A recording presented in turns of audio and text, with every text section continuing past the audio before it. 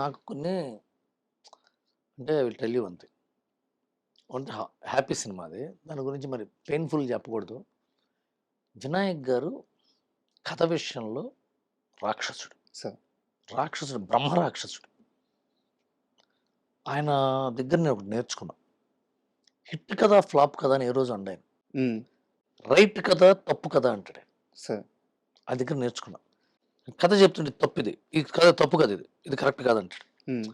ఆయనకి ఎన్నో లైన్‌లు విని, విని ఏది నచ్చకపోతే ఓ రోజు పొద్దున్నే కోన వెంకట గారెళ్లి హ్మ్. ఈ కథ చెప్పాడు. ఓకే. అదుర్స్ లైన్ ఒక half an hour. Okay. Lock అన్నాడు. హ్మ్.